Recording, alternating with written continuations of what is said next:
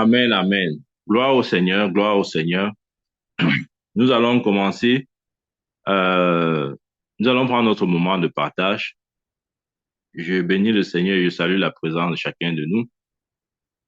Je prie au nom de Jésus que ce moment de partage ou d'enseignement soit un moment édifiant et particulier pour chacun d'entre nous, que la voix de Dieu se fasse entendre clairement, que la direction et la connaissance que Dieu veut nous communiquer nous soit communiquée avec exactitude au nom de Jésus-Christ. Amen. Amen. Amen. Alors ce matin, j'aimerais nous entretenir sur le thème que j'ai intitulé Renverser les situations désespérées. Amen. Renverser les situations désespérées. Oui, seulement à l'annonce de ce thème, je pense que chacun peut se retrouver là. Dans notre vie, nous avions souvent eu, ou nous avons eu, ou nous avons des situations désespérées.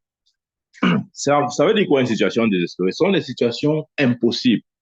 Ce sont des situations qui, humainement, n'ont pas d'issue. Amen. Et la plupart d'elles nous créent comme des rires de tristesse. Pendant que les gens rient, vous ne pouvez pas rire. C'est-à-dire, on amène le comédien le plus excellent au monde, mais il n'arrive pas à vous faire rire. Pendant qu'il essaye de faire sa comédie, votre esprit est focalisé sur votre problème. Amen. Vous n'arrivez pas à être épanoui, à être en joie parce que chaque fois vous pensez, vous réfléchissez. Oh Seigneur, jusqu'à quand? Oh Seigneur, cette situation perdue. Oh Seigneur, qu'est-ce que je dois faire? Oh Seigneur, oh Seigneur. Amen. Et c'est comme ça, vous voyez des chrétiens très tôt avec des rites. Vous vous demandez, mais celui qui a les rides, comment? Il n'a même pas 50 ans, mais vous voyez les rides sur le visage. Ça, c'est généralement les problèmes qui sont à l'origine des situations désespérées. Amen. Aujourd'hui, nous allons voir comment bibliquement nous pouvons traiter ces situations désespérées. J'espère on comprend bien ce que je veux dire par là. Ouvrons notre Bible dans 1 Samuel. Ouais, ce matin, sur ce soir, nous parlons des situations désespérées. Dans 1 Samuel chapitre 1 Samuel chapitre 1, ouais, permettez que je fasse la lecture. Il y a beaucoup de choses que nous allons ressortir dans ces versets pour notre édification. 1 Samuel, excusez-moi, 1 Samuel chapitre 1, verset 1. Je lis. Il y avait un homme de Ramathaïm, Sophim, de la montagne de Phraïm, nommé Elkana, fils de Jéhoram, fils d'Éléu, fils de Tohum, fils de Toub, d'Éphratien. Verset 2. Il avait deux femmes, dont Elkana avait deux femmes, dont l'une s'appelait Anne, ouais, Anne, la grâce, Anne, et l'autre Pénina. Pénina avait des enfants, mais Anne n'en avait point. Ouais, Elkana avait deux femmes. L'une s'appelait Anne et l'autre s'appelait Pénina. Et la particularité, c'est que l'une avait les enfants et l'autre n'en avait point. Verset 3. Chaque année, cet homme montait de sa ville à Silo pour se prosterner devant l'Éternel des armées et pour lui offrir des sacrifices. Là se trouvaient les deux fils d'Élie, Ophni et Phiné, sacrificateurs de l'Éternel. Vous voyez, Elkanah était quelqu'un qui craignait Dieu. La Bible dit chaque année, il apportait à la maison de Dieu des sacrifices. Amen. Il offrait des sacrifices pour l'Éternel. Le verset 4. Le jour où Elkanah offrait son sacrifice, il donnait des portions à Pénina, sa femme, et à tous les fils et à toutes les filles qu'il avait d'elle. Vous voyez, Elkanah, quand il offre son sacrifice, il donnait une portion ou des parts à Pénina et à ses enfants. Bien sûr, il ne pouvait pas donner aux enfants d'Anne parce qu'elle était stérile. Je continue. Le jour, ah oui, verset 5. Mais il donnait à Anne une portion double, car il aimait Anne. que l'Éternel avait rendu stériles. Amen. Verset 6. Sa rivale lui prodiguait des mortifications pour la porter à s'irriter de ce que l'Éternel l'avait rendu stérile. Il y a les gens comme ça dans notre vie. Nous vivons des situations, ils sont là hein, pour nous prodiguer des mortifications, pour nous amener à nous irriter contre Dieu. Ils sont là pour nous dire, si ton Dieu est Dieu, pourquoi alors tu n'as pas d'enfant? Si ton Dieu est Dieu, pourquoi tu n'es pas marié? Si ton Dieu est Dieu, pourquoi ta vie est comme ça? Je ne sais pas si on comprend ce que je veux dire. Voilà. Il y a des gens comme ça. Ce sont des péninas. Et ils ne sont pas loin de nous. C'était la épouse d'Anne. Amen. Chacun d'entre nous a sa pénina ou son pénina. Amen. C'est-à-dire des gens qui sont très proches à nous. Hein. Ils sont là. C'est-à-dire ils nous monitorent, ils nous surveillent même à la limite. Amen. Ils vérifient notre vie. Ils connaissent bien notre vie. Ils savent exactement ce que nous avons et ce que nous n'avons pas. Amen. Et ils ne sont pas là pour notre bien. Ils sont là pour nous rappeler toujours que nous ne possédons rien. Exactement comme Pénina. Ouais, la Bible la présente comme sa rivale. Il y a des gens comme ça. Nous avons des rivaux dans notre vie. Des gens qui sont comme des rivales ou des rivaux. C'est-à-dire qu'ils sont juste là pour nous nuire. Voilà. Ils sont juste là pour nous nuire. La Bible dit au verset 5, mais il donnait à Anne une portion double car il aimait Anne, que l'Éternel avait rendue stérile. Verset 6, sa rivale lui prodiguait des mortifications pour la porter à s'irriter de ce que l'Éternel avait rendu stérile. Ouais. Ils sont seulement là pour te dire maudit Dieu.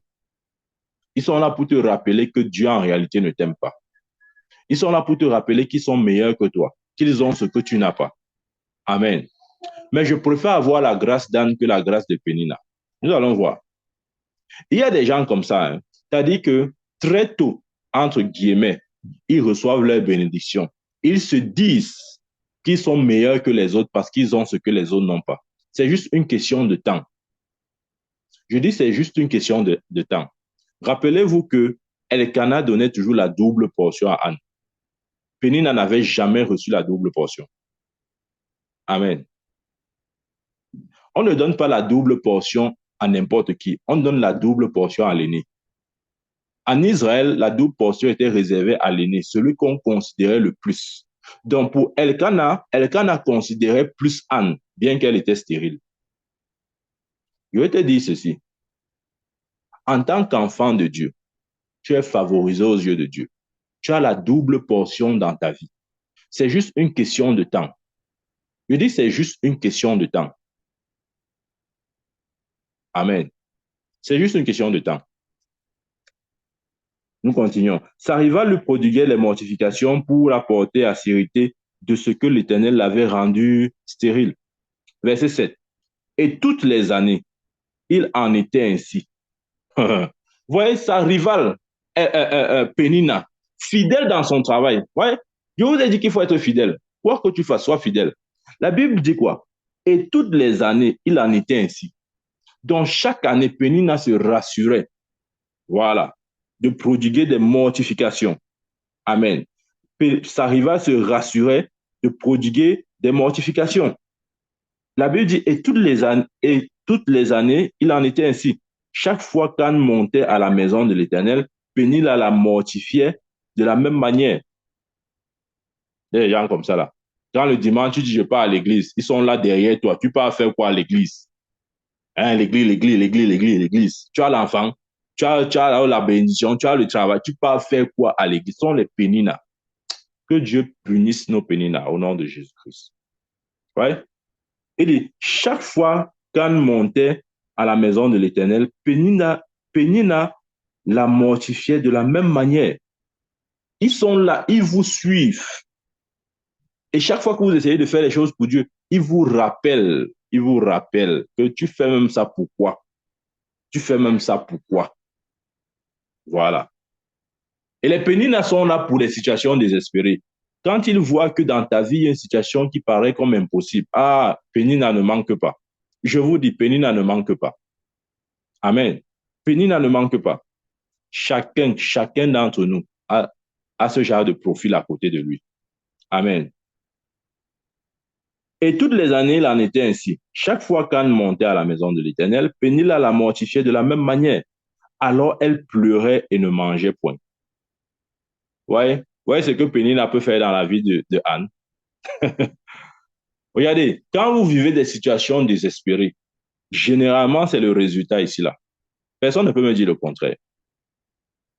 Le résultat naturel, quand tu es dans une situation désespérée et qu'à côté de toi, il y a un Pénina ou une Pénina, je te dis la vérité, sauf, sauf si tu adoptes une autre situation.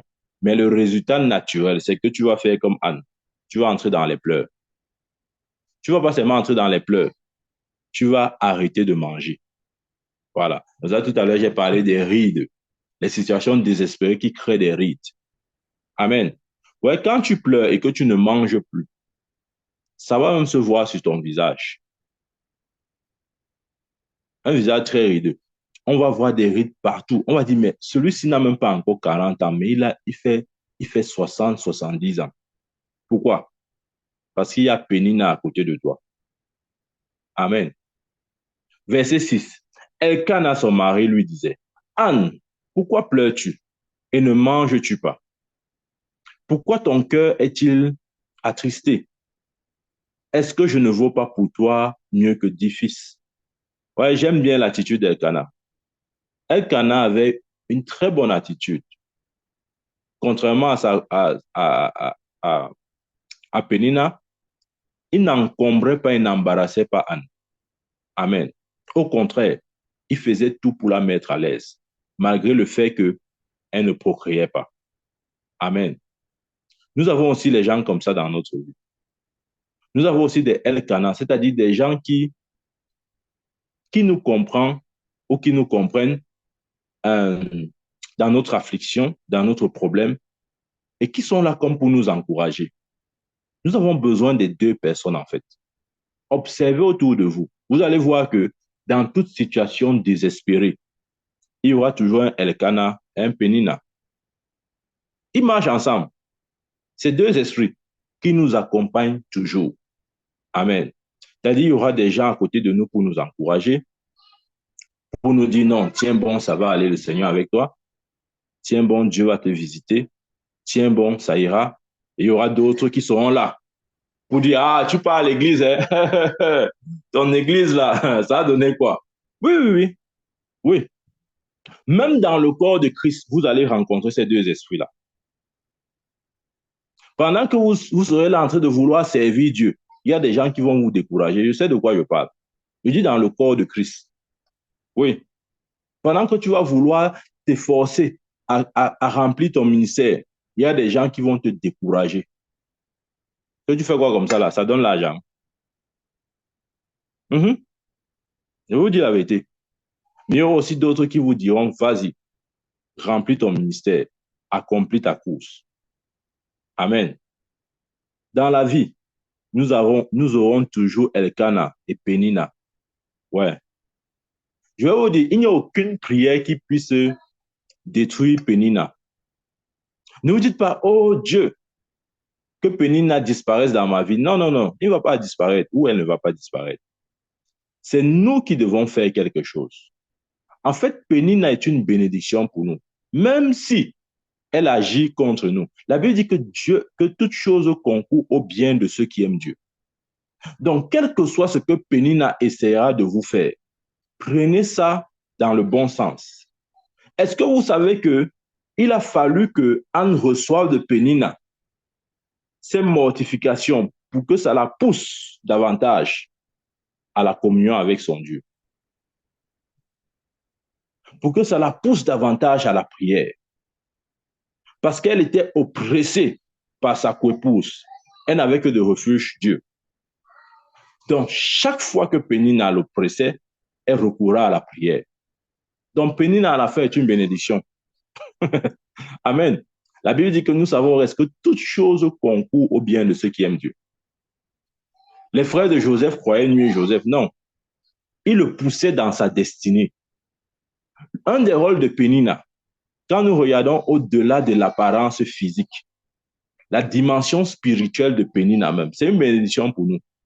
Amen. Parce que Pénina est là pour nous rappeler toujours que nous dépendons de Dieu. Oui, il faut que Pénina soit là. Oui, c'est à cause de Pénina que Anne était toujours poussée à aller dans le temple. Elkanah connaissait Pénina. Son mari connaissait Pénina.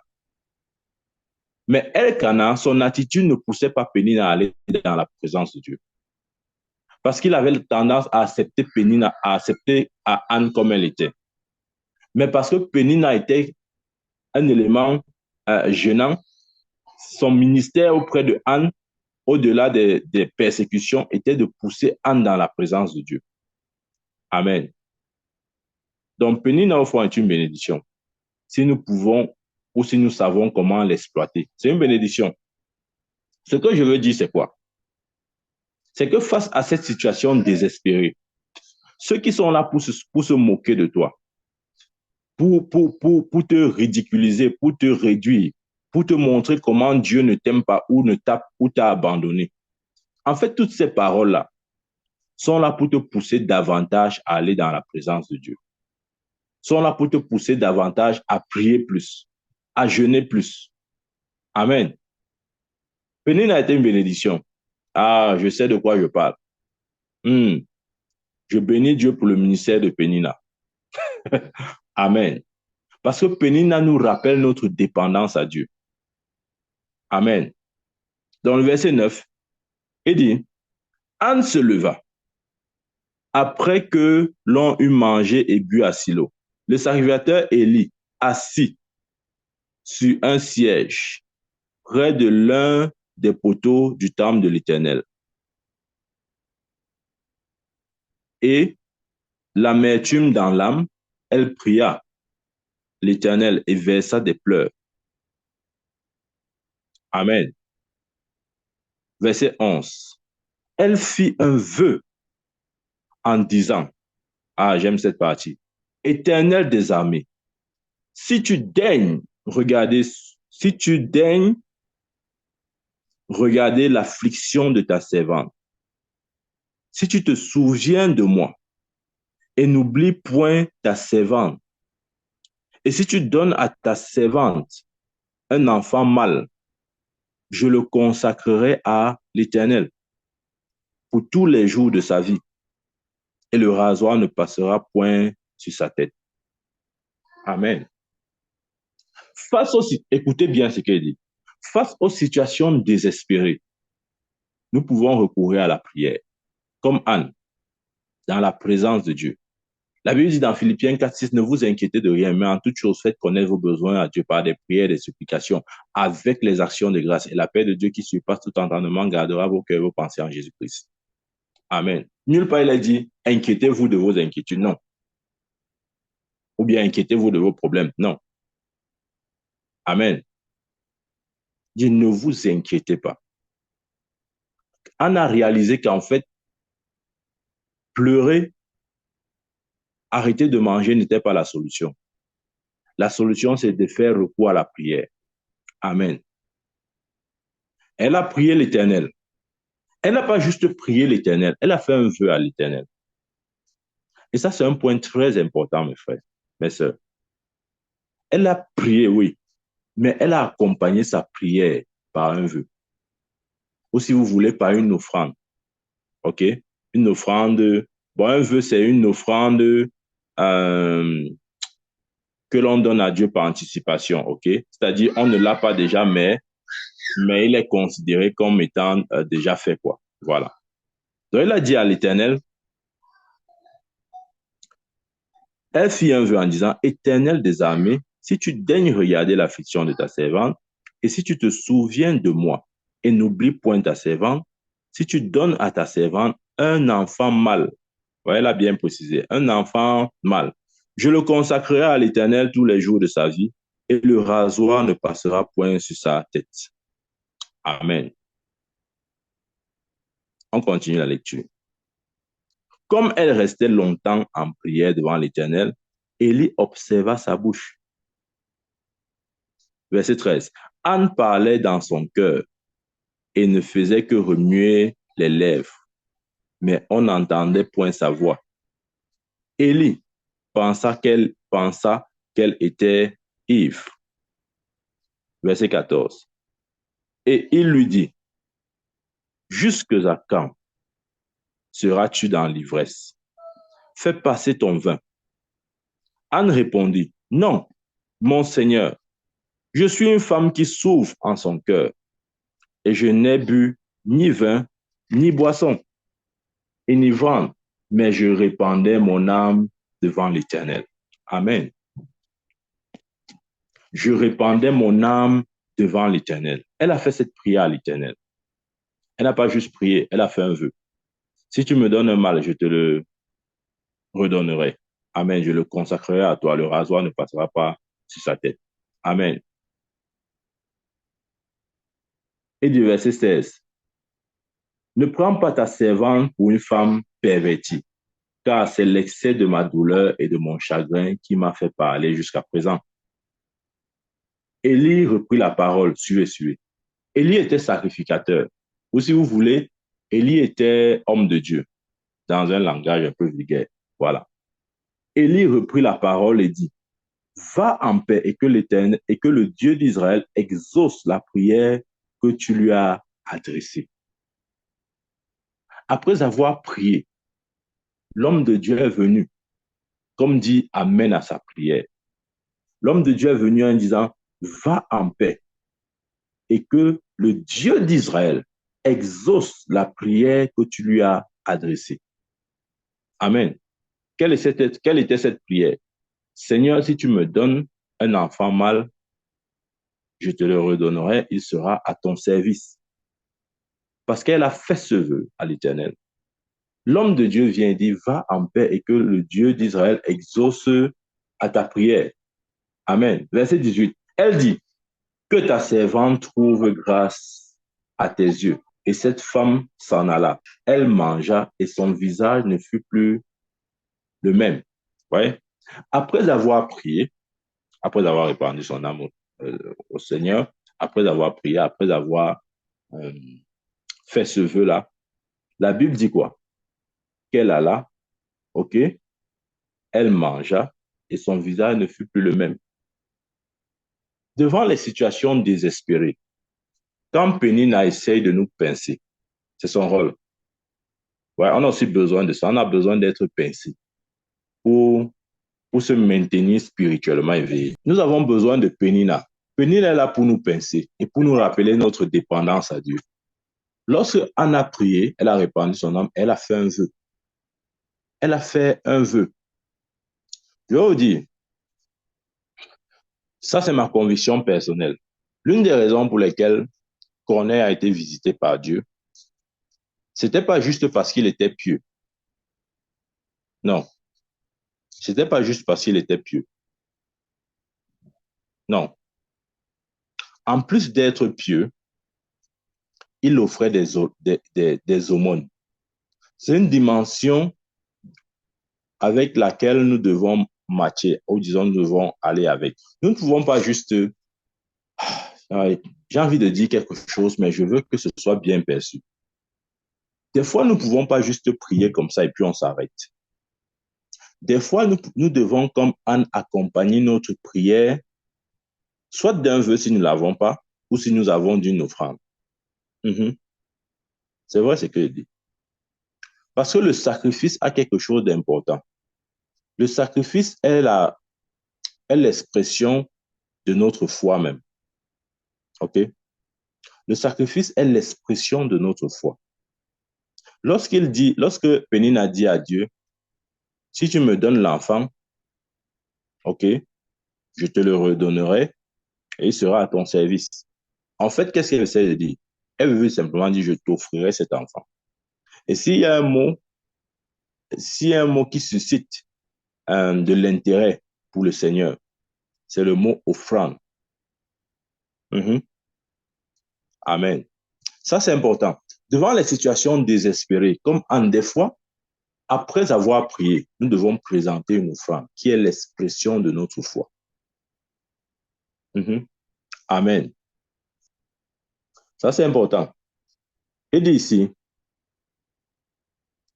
Élie prit la parole et dit, va en paix et que le Dieu d'Israël exauce la prière que tu lui as adressée.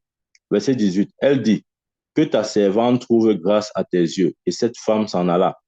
Elle mangea et son visage ne fut plus le même. Il se levait de bon matin et après s'être prosterné devant l'Éternel, il s'en retournait et revint dans la maison, dans leur maison à Rama. Amen. Et nous connaissons ce qui s'est passé. La Bible dit, dans la suite, Elkanah connu Anne, sa femme, et l'Éternel se souvint d'elle. Pourquoi l'Éternel s'est souvenu d'Anne? À cause de deux choses. À cause de sa prière et du vœu qu'elle a fait. Ce n'était pas n'importe quel type de vœu. C'était un vœu hautement sacrificiel. Avoir quelque chose et redonner cette chose à Dieu. Oh, croyez-moi, il n'y a pas plus grand, il n'y a pas plus grande foi que celle-là. Rappelons-nous, lorsque Dieu avait donné Isaac à Abraham, volontairement, Abraham était prêt à redonner Isaac à Dieu. Amen. Lorsque nous sommes prêts à redonner à Dieu ce que nous voulons qu'il nous donne, suivez bien ce qu'il dit. Si nous sommes prêts à redonner à Dieu ce que nous voulons qu'il nous donne, et que c'est vraiment ça l'intérêt, ou disons la motivation de notre cœur, il est difficile que Dieu ne nous accorde pas ce que nous demandons. Amen. Vous savez pourquoi? Parce que Dieu se rend compte, ou disons Dieu réalise que nous ne sommes pas égoïstes. Nous ne voulons pas cette bénédiction juste pour nous seuls. Tout ce que tu peux redonner facilement à Dieu, Dieu te donnera ça facilement. C'est une des raisons pour lesquelles l'Église peine encore à manifester même son potentiel de prospérité, etc. Parce qu'il suffit que Dieu donne un peu d'argent à un chrétien. Vous n'allez plus le voir à l'Église. Il va commencer à parler au pasteur en mettant la main dans la bouche. Il va commencer à choisir quand il vient à l'Église. Il va vouloir dire au pasteur les messages qu'il doit prêcher. Il va vouloir diriger l'Église. Juste parce qu'il a quelques miettes. Vous comprenez ce qu'il dit? Voilà. Mais si Dieu sait qu'en te donnant de l'argent, ça ne changera en rien ton caractère, pourquoi est-ce qu'il ne devrait pas te donner? Pas te donner. Donc, tant que dans notre cœur, rien ni personne ne prend la place de Dieu, Dieu est prêt à nous donner n'importe quoi. Donc, lorsque Anne demandait même un enfant, ce n'était pas juste pour elle. Elle n'avait pas juste des intérêts égoïstes. Non, elle a dit, Seigneur, si tu me donnes, je te redonne. Et c'était vraiment ça l'expression de son cœur. À ce moment-là, Dieu n'avait pas de problème à lui donner son enfant, Samuel. Et nous savons, après avoir fait cette prière-là, la Bible dit quoi? Elkanah a connu Anne et sa femme, a connu Anne, sa femme, et l'Éternel s'est souvenu d'elle. Amen. La Bible dit, verset 20, dans le, dans le, dans le cours de l'année, Anne devint enceinte. La même année, voilà ce que ça veut dire. Dans le cours de l'année, Anne devint enceinte et elle enfanta un fils qu'elle nomma Samuel, car, dit-elle, je l'ai demandé à l'Éternel. La même année, Dieu n'a pas entendu des années, non. La même année, parce que le motif était pur. Des fois, nous demandons des choses à Dieu, mais quand Dieu veut checker, Dieu veut contrôler, Dieu essaye de voir en profondeur, parce que Dieu lit le cœur. Il ne lit pas seulement nos paroles, il lit le cœur. Ouais, vous pouvez mentir aux hommes de Dieu, à certains bien sûr, vous pouvez mentir aux chrétiens, mais on ne peut pas mentir à Dieu. Non, non, non, Dieu lit ton cœur. Il ne lit pas tes paroles, il lit ton cœur. Amen. Parce que le cœur de Anne était pur. Parce que Anne était sincère dans ce qu'elle a dit. Elle a reçu son miracle. Amen. Elle a reçu son miracle. Amen. Donc la Bible dit dans le cours de l'année, Anne devint enceinte. Elle enfanta un fils qu'elle nomma Samuel. Amen.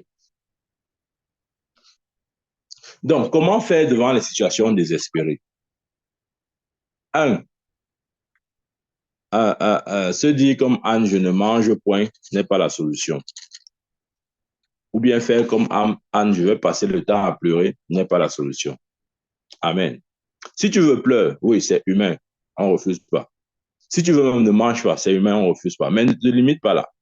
Parce que si tu te limites là, tu auras donné raison à Pénina. Pénina va se tenir derrière et dire, ah, je ne vous avais pas dit. Je vous avais dit. Amen. Pénina va dire, ah, je vous avais dit. L'affaire là n'est pas comme ça. Voilà, voilà, voilà la preuve. Amen. Je prie au nom de Jésus. Quelle que soit la situation désespérée que tu fasses, dans laquelle tu es maintenant, que tu ne puisses jamais donner raison à Pénina. Amen. Ne te limite pas seulement à dire, je ne mange pas, je veux passer le temps à pleurer. Fais ça si tu veux, mais ne t'arrête pas là. Fais comme Anne, recours à la prière. Répands ton âme devant l'Éternel. Amen. Nous avons un Dieu qui entend. Des fois, les chrétiens ne réalisent pas ça. Ils se disent que non, comme on dit que Dieu au ciel, là, ça veut dire qu'il est loin, loin, loin. Non, non, non. Dans le mystère de Christ, la Bible dit que Dieu est en nous. Donc Dieu ne nous entend pas de l'extérieur, il nous entend de l'intérieur. Donc lorsque nous parlons à Dieu, ce n'est pas comme si nous parlons à un homme qui est à côté de nous, loin de nous, non. Nous parlons à quelqu'un qui habite en nous. Il nous entend de l'intérieur. Amen. Il nous entend de l'intérieur. Regardons un peu le cantique de Anne.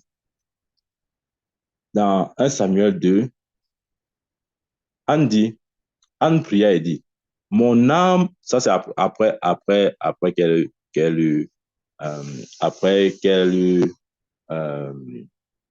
Samuel.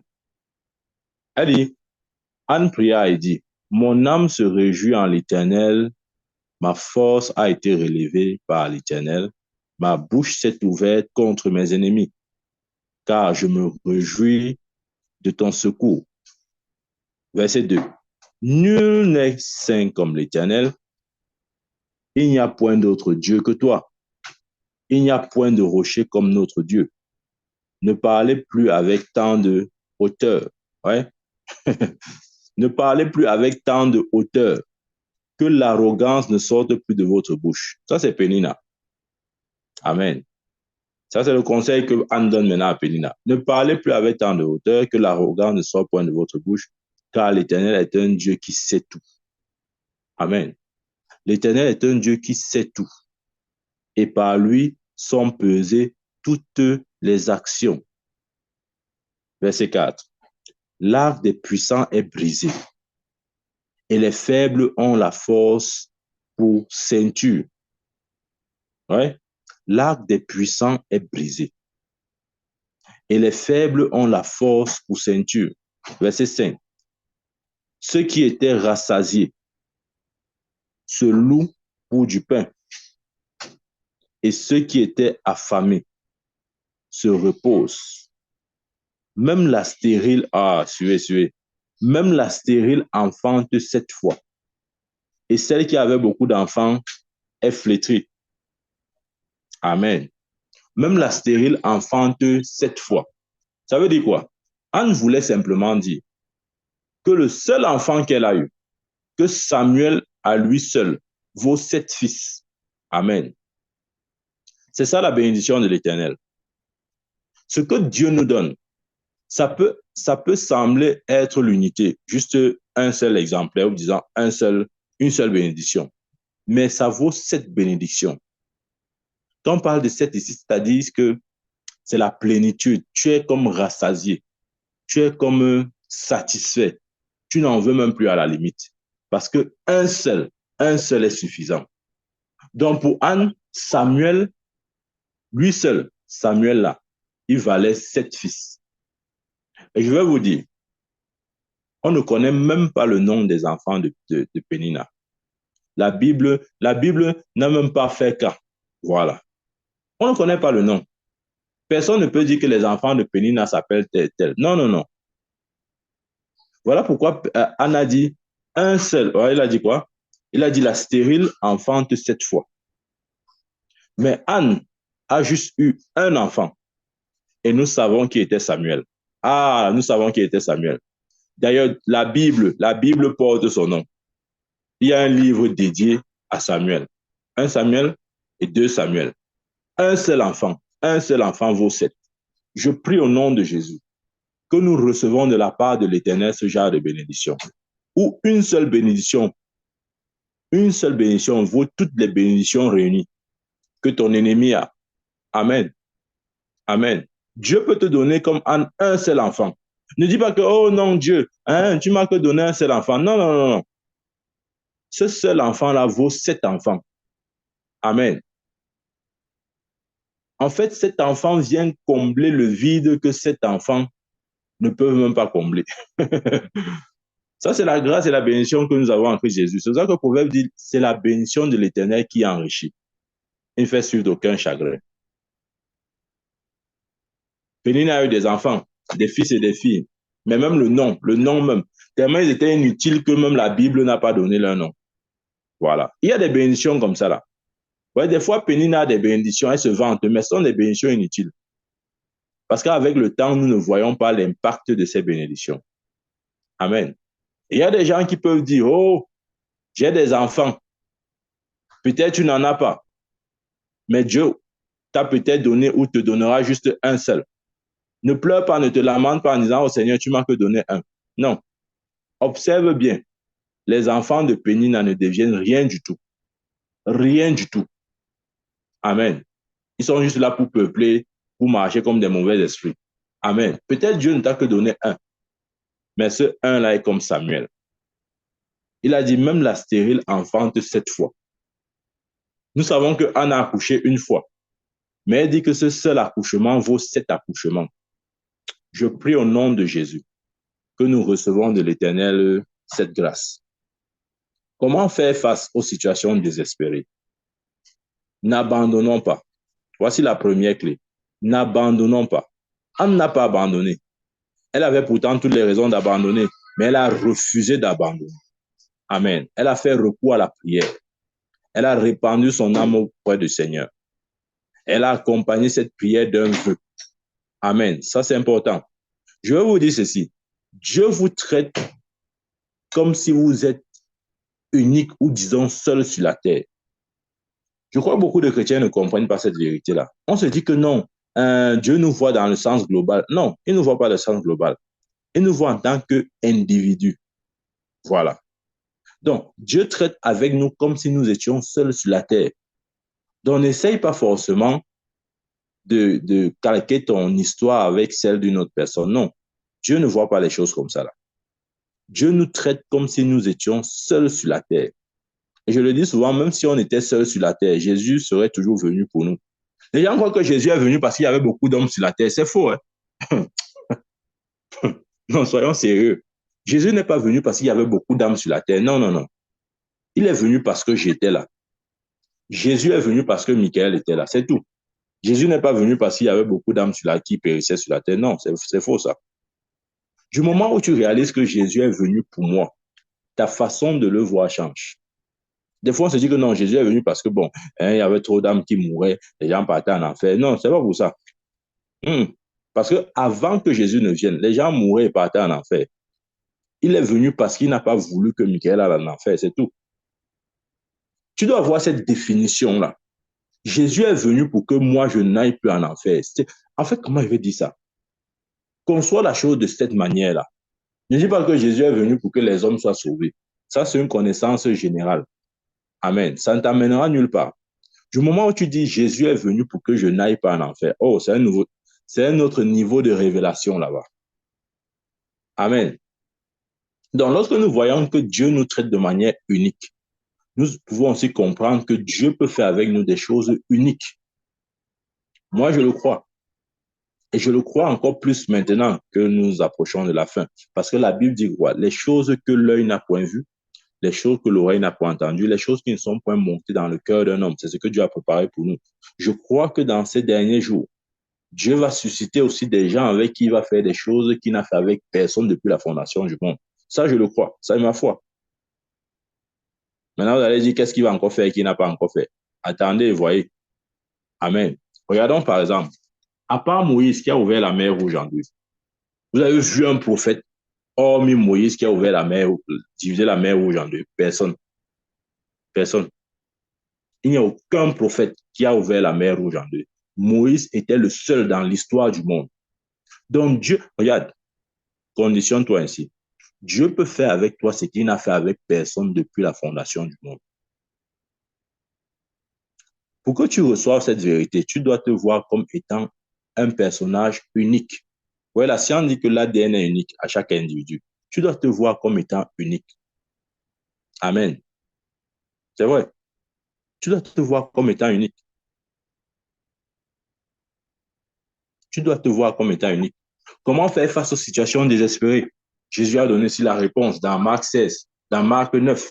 Où il dit, si tu dis à cette montagne, ôte-toi de là, si tu ne doutes pas dans ton cœur, et si tu crois que Dieu, et si tu crois que ce que tu dis arrive, s'accomplira, tu verras la chose arriver. Ouais. Il a dit, si tu dis à cette montagne, ôte-toi de là, si tu ne doutes pas dans ton cœur, mais crois que ce que tu dis arrivera, tu verras la chose arriver. Donc, comment faire face aux situations désespérées? Lorsque je parle de la prière, je veux faire allusion à ça, à parler à cette situation. Amen. Nous devons aussi apprendre à parler. Tout ce qui existe, réalisons-le, tout ce qui existe de physique comme spirituel, tout a les oreilles. Les gens croient que c'est seulement les êtres animés qui ont les oreilles. Non, c'est faux.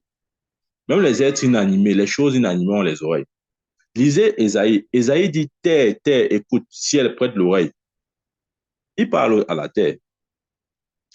Regardez, une fois, Josué a mené un combat et il a parlé au soleil. Il a dit, oh toi, soleil, arrête-toi. Il parlait au soleil. S'il a parlé au soleil, ça veut dire que le soleil a les oreilles. Je vous dis, tout ce qui existe a les oreilles. Le soleil a les oreilles. Le vent, la tempête a les oreilles. Jésus avait parlé à la tempête. Silence, la tempête s'est tue. Pourquoi? Parce que la tempête a les oreilles. Jésus avait parlé au figuier que jamais plus personne ne mange ton fruit. Le lendemain, le figuier avait séché. Pourquoi? Parce que le figuier a les oreilles. Lorsque Jésus entra à Jérusalem, ses disciples faisaient du bruit et les pharisiens, tout ça, disaient non, on demande à hésiter de se calmer. Jésus a dit, s'ils se calment, ces pierres crieront. Les pierres ont les oreilles. Tout ce que Dieu a créé, tout ce qui existe, tout a les oreilles. Même votre situation a les oreilles. Quelle qu'elle soit, elle a les oreilles. Donc, jusqu'à ce que nous parlons à cette situation, nous devons aussi apprendre à parler. Ne disons pas seulement, ah, ce qui vient, vient, non. On va faire comment? Non. Je veux vous dire, pour ceux d'entre nous qui ont des jardins dans leur maison, etc., tu ne peux pas avoir ton jardin et tu dis que ah, ce qui va pousser, va pousser.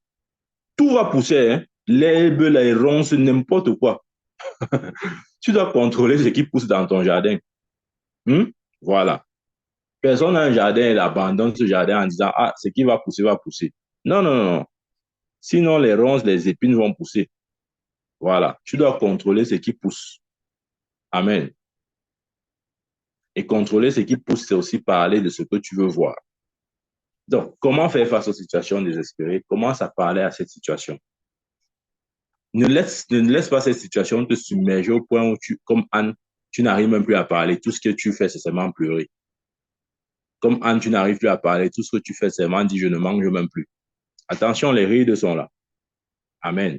Que les rides de la tristesse nous libèrent au nom de Jésus-Christ. Ouais. Comment faire face aux situations désespérées? N'abandonne pas.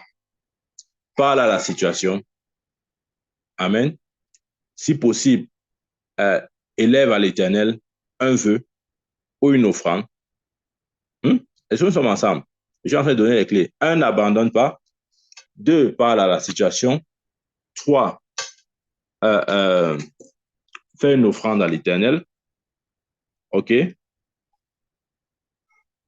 J'espère qu'on prend les notes. Un, n'abandonne pas. Deux, parle à la situation. Trois, fais l'offrande à l'Éternel. Quatre, prie. Voilà. Prie avec insistance et persévérance. Voilà. Prie. Regardez. Regardez cette question de la prière. Jésus avait dit dans... OK, je crois qu'on a lu ça. Dans Luc 18, quelque chose, d'abord, verset 1, il dit quelque chose, il dit... Regardez, il dit, Jésus leur adressa une parabole pour montrer qu'il faut toujours prier et ne point se relâcher. La parabole de Luc 18, nous connaissons, c'est la parabole du juge unique. Cette parabole visait à nous montrer que nous devons toujours prier. 1 Thessaloniciens 5,18 là-bas dit prier sans cesse. Amen. Donc, comment faire face aux situations désespérées? 1. N'abandonne pas. 2. Parle à la situation. 3. Prépare une offrande ou un vœu qui est l'expression de ta foi. OK? 4. Fais recours à la prière. Et je suis en train de voir le quatrième point là. Faire recours à la prière. Dans 1 roi, notre Bible, 1 roi 18, c'est une histoire que nous connaissons très bien. 1 roi 18, verset 41 à 44. Là, je lis, il est écrit, et Élie dit à Akab, monte, mange et bois, car il se fait un bruit qui annonce la pluie. Akab monta pour manger et pour boire, mais Élie monta au sommet du Carmel et se pencha contre terre et mit son visage entre ses genoux. Ouais, pendant que Élie donne la prophétie, Élie était prophète, il donne la prophétie.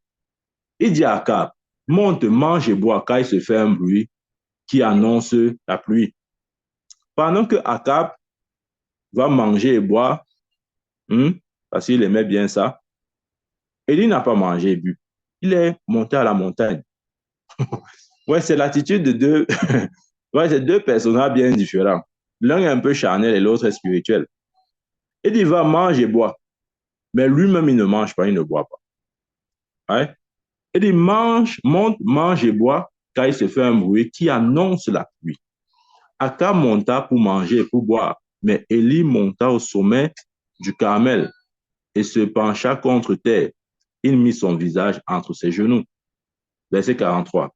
Et dit à son serviteur, monte et regarde du côté de la mer. Le serviteur monta.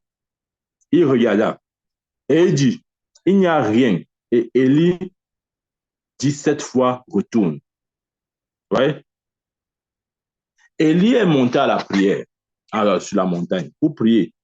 Il dit à son serviteur, va voir un peu, va voir un peu, va voir. L'atmosphère dit quoi? Le ciel dit quoi? Son serviteur vient en disant qu'il n'y a rien. Des fois, c'est ça. Des fois, nous pouvons prier pour la première fois et rien ne se forme. Tu pries, c'est comme si tu as même perdu ton temps.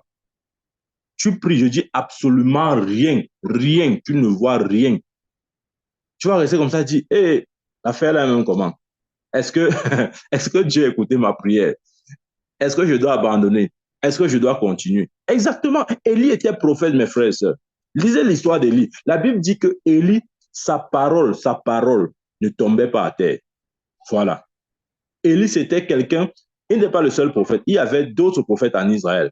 Mais il était le seul prophète dont la prophétie ne pouvait pas être contredite. Donc, si Élie dit quelque chose, même si un autre prophète se lève, il ne peut pas contredire ça. Voyons à quel niveau Élie opérait. Élie n'était pas juste un prophète, il était un prophète majeur.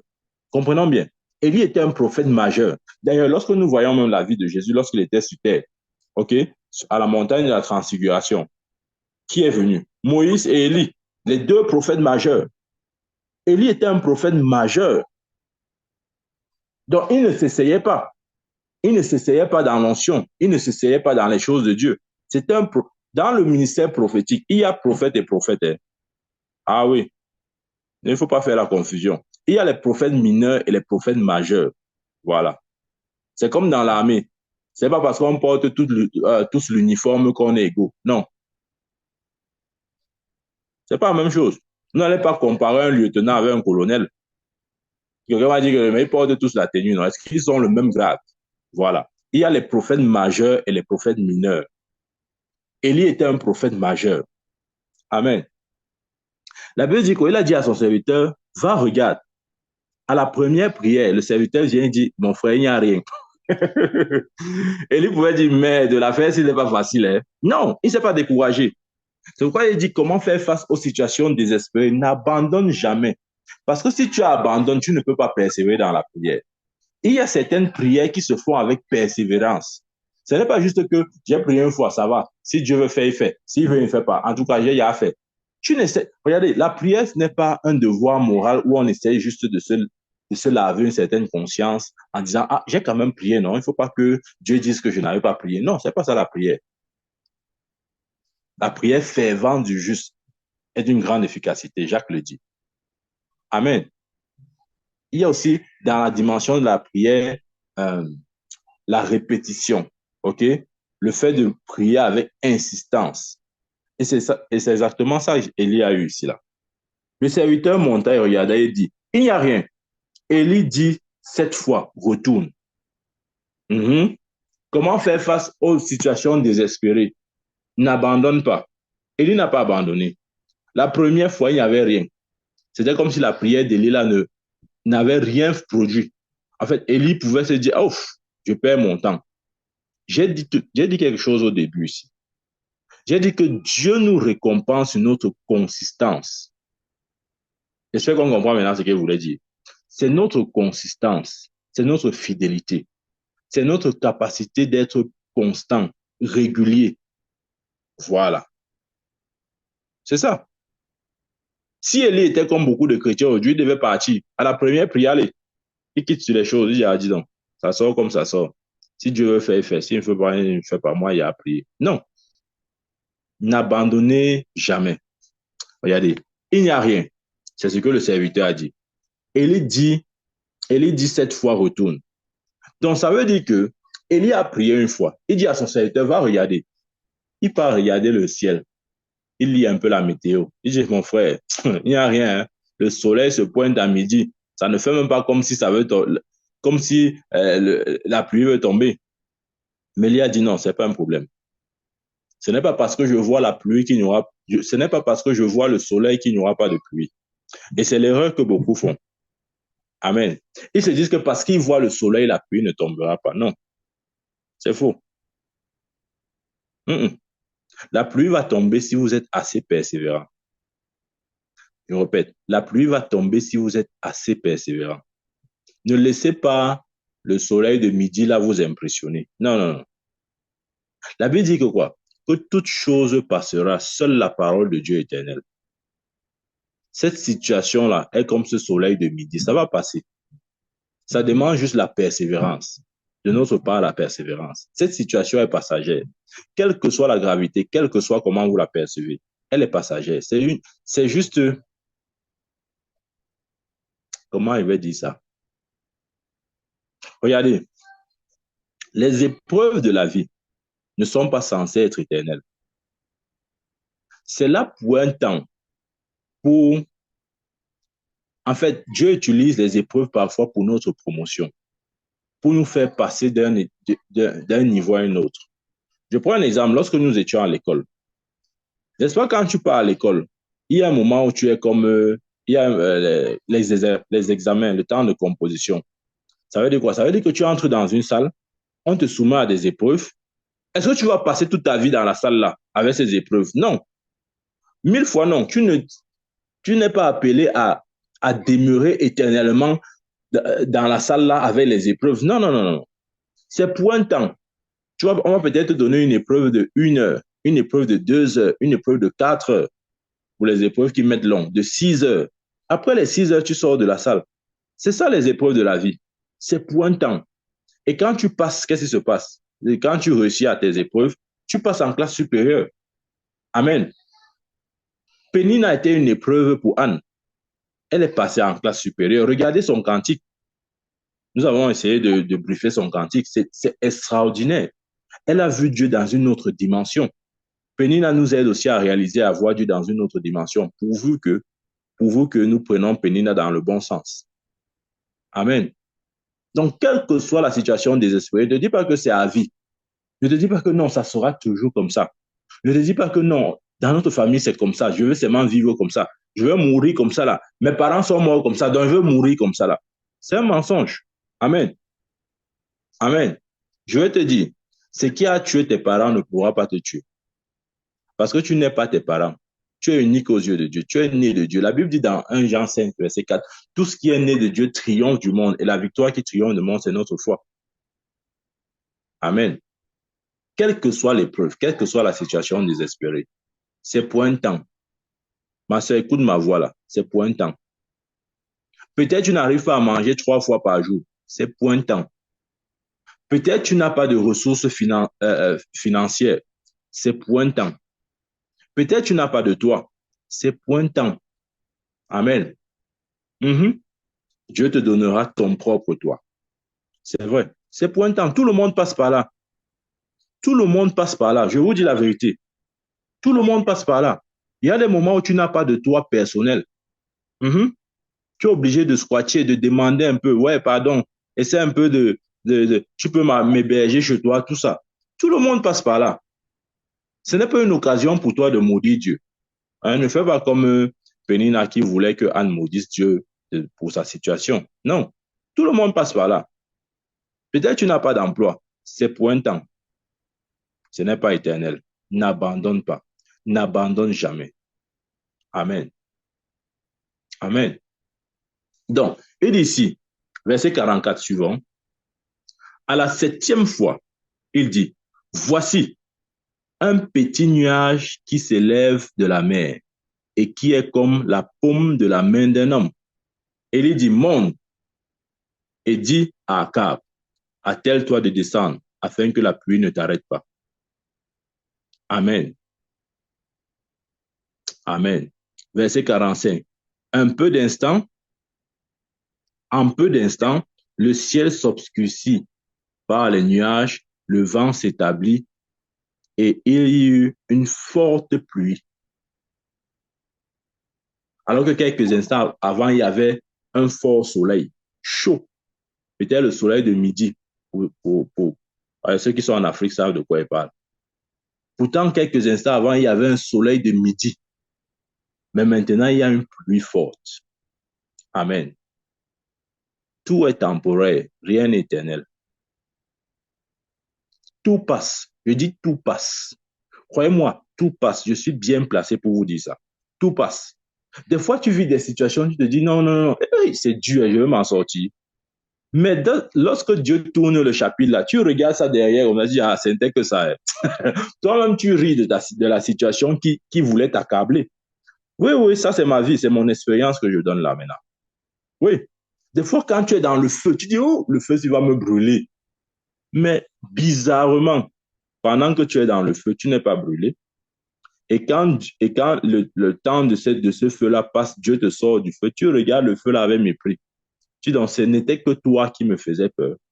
Ce n'était que toi là, toi là. On a jeté Daniel et ses compagnons dans la fournaise Adam. Adam. Vous avez vu qu'ils sont morts. La Bible dit que même leur vêtement n'a pas été consumé. Ils sont sortis tels qu'ils sont entrés. Il a dit, si tu marches par les eaux ne te submergeront point. Si tu passes par le feu ne te consumera point.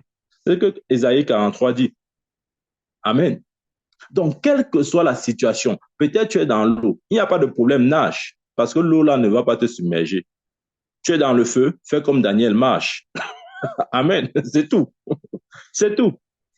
Moi, quand je suis dans l'eau, je nage. Quand je suis dans le feu, je marche. Aucun des deux ne peut me tuer, parce que je suis né vainqueur. Tout ce qui est né de Dieu triomphe du monde. Et la victoire qui triomphe du monde, c'est notre foi. La Bible le dit. Voilà. Il y a parlé. Donc, c'est la 7e fois que la Bible dit, le serviteur est allé vérifier et dit que voici un petit nuage qui s'élève de la mer et qui est comme la paume de la main d'un homme. La paume, la paume, la paume, la paume. Ah. Lorsque tu pries de manière constante, sans relâche, la paume va se former dans le ciel. Peut-être il y a ce soleil de midi, mais je t'annonce une grande pluie. Comme Élie, je t'annonce une grande pluie dans ta vie. Peut-être il y a cette sécheresse, parce que ce territoire était sec. Il n'y avait pas de pluie depuis des années. Je t'annonce de la part de l'Éternel une grande pluie. Amen. Si seulement tu peux, comme Élie, continuer de persister, d'insister dans la prière, la pomme qui s'est formée au temps d'Élie va se former au-dessus de ta tête. Amen. Rien n'est éternel. Tout est temporaire. Tout est passager. Amen. Cette situation désespérée, non, non, non, non, ce n'est pas pour ta mort. Amen. Jésus avait dit ça. Il avait dit à Marie, lorsqu'il est venu dire, oh, ton ami Lazare est mort. Vraiment, si tu étais là avant, il n'allait pas mourir. Ouais, Jésus, pourquoi tu n'es même pas venu? Ouais, ouais, ouais, ouais, ouais, ouais, ouais, ouais. Jésus a dit, cette maladie n'est pas pour la mort, mais pour la gloire de Dieu. Amen. Bien que Lazare était mort, Jésus est venu le réveiller. Quand Dieu dit cette maladie n'est pas pour la mort, ça veut dire que même si la mort vient, la vie va revenir. Amen. Le Dieu de l'univers avait déjà parlé. Cette maladie n'est pas pour la mort. Mais la mort s'est quand même présentée. Dieu a dit, il n'y a pas de problème. Viens, moi je veux venir avec la vie. Amen. Et quand Jésus est venu, s'est tenu devant la tombe de Lazare. Nous savons tous l'histoire. Il a dit, Lazare, sort. Je vais vous dire, je vais vous dire. Quand vous lisez la Bible, il faut la lire attentivement. Pourquoi Jésus a dit, Lazare, sort? Je vais vous expliquer.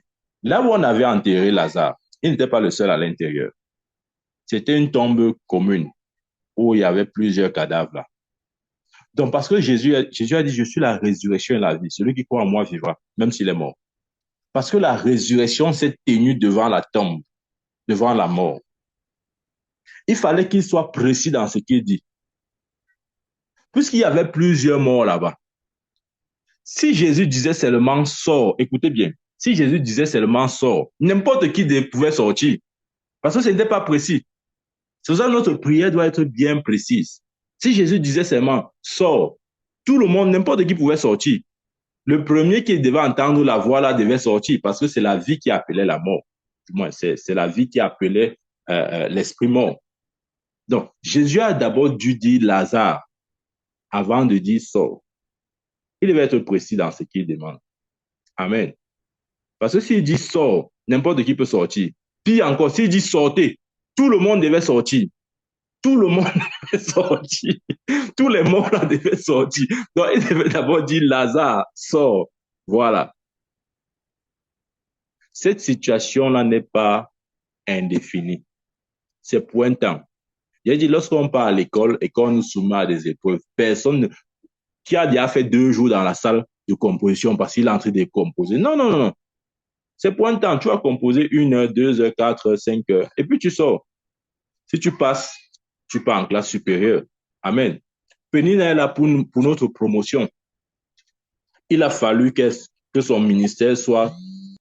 Il a fallu que Pénina soit là pour que Anne fasse recours à la prière, au vœu, et qu'elle soit exaucée.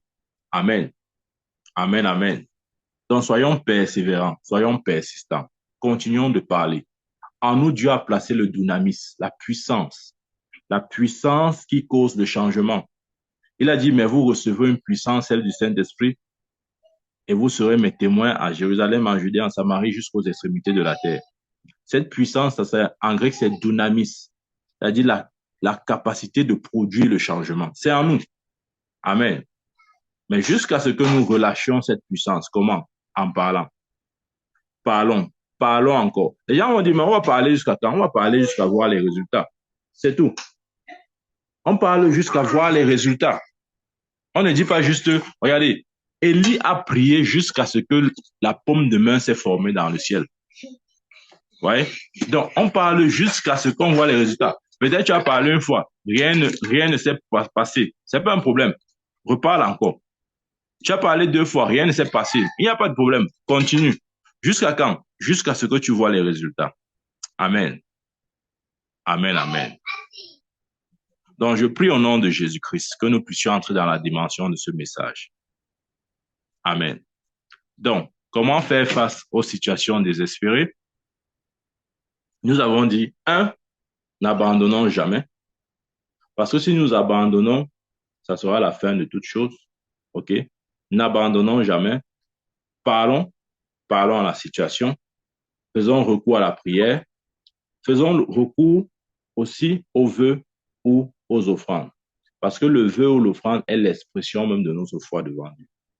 Amen. N'abandonnons jamais. Je dis encore, n'abandonnons jamais. Sinon nous serions en train de donner raison à Pénina. Amen. Nous devons démontrer à Pénina qu'elle a eu tort de penser, de croire et de dire ce qu'elle a dit.